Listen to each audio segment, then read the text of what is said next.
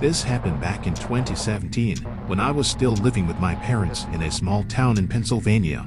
It was a Friday night, my parents had gone out to dinner, and I was home alone watching TV in the living room. Around 9:30, I heard a sound coming from the hallway, like slow, deliberate footsteps on the hardwood floor. I paused the TV. The house was dead quiet, but the sound came again, one slow step, then another.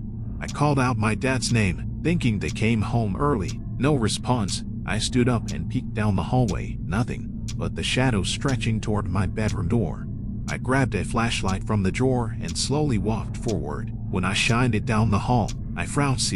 The light caught a man standing halfway between my room and my parents' room, completely still.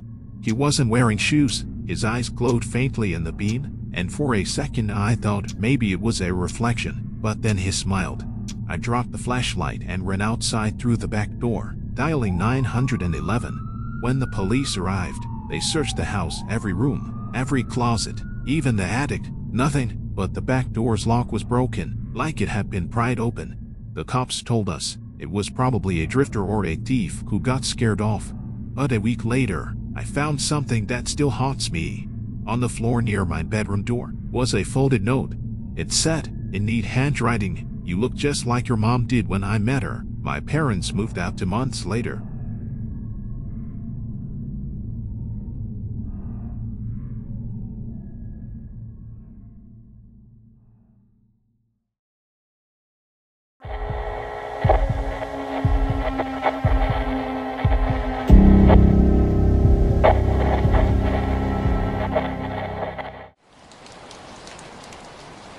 This story happened to me and my brother in 2019. We had just moved into an older house outside Portland. It was one of those weirdly shaped, split-level homes with a small basement that the previous owners said was unfinished. The first week was normal, creaky floors, drafty windows, the usual, but about 2 weeks in, my brother started complaining that he kept hearing whispering coming from the vent in his room at night. I thought he was joking until one night, around 2 a.m., I heard it too. Faint, hushed voices, like the people talking softly under the floor. The next day, I went into the basement to check the vents, thinking maybe animals had gotten in, but when I moved an old shelf away from the wall, I found something I wasn't supposed to. A small wooden door, maybe 3 feet tall, painted the same color as the wall to blend in. There was no handle, just a latch. My brother dared me to open it. I did. Inside was a narrow crawl space that led into darkness. The air coming out of it was freezing cold, and it smelled like dirt and something rotten.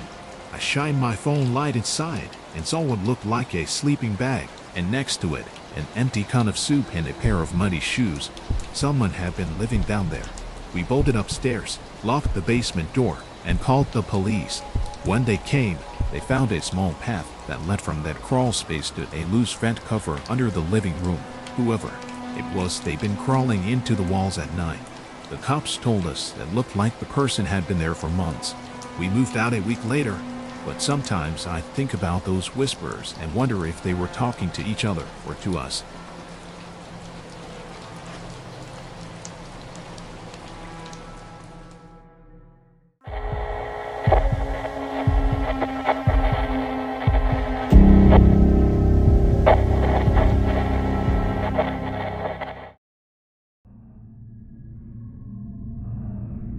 This happened to me when I was 17, living alone for the summer while my parents were out of town.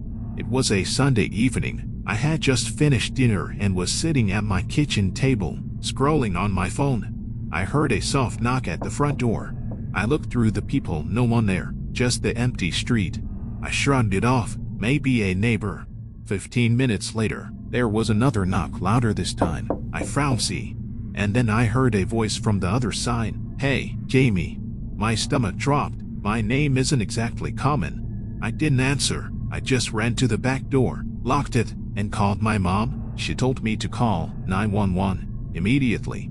While I was on the phone, I heard footsteps on the porch, slow, dragging, deliberate.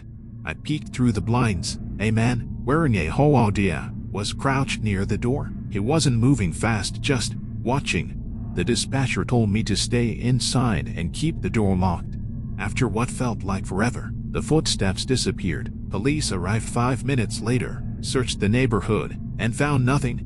I never saw him again, but the creepiest part, a week later, I found a single key taped under my doormat. No note, just the key. I've never used that key, and I've never gone back to that house alone.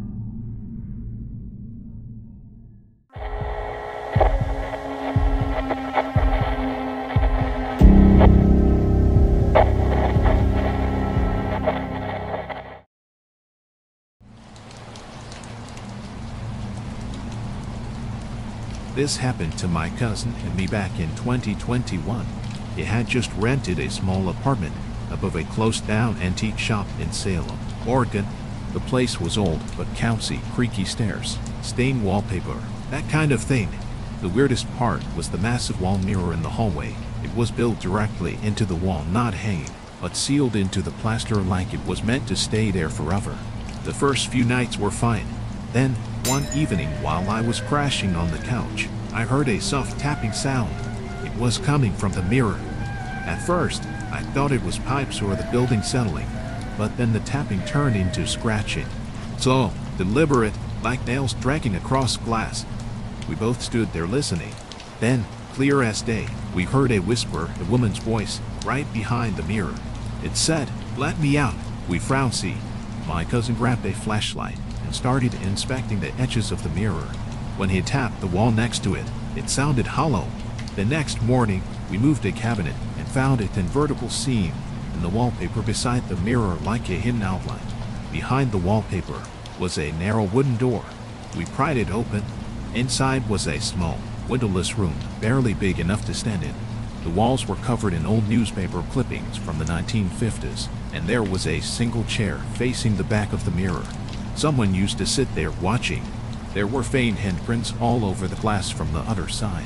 We called the landlord, but when he came by, he looked pale and said, "That room's supposed to be sealed. It was boarded up decades ago." We packed our stuff and left that night.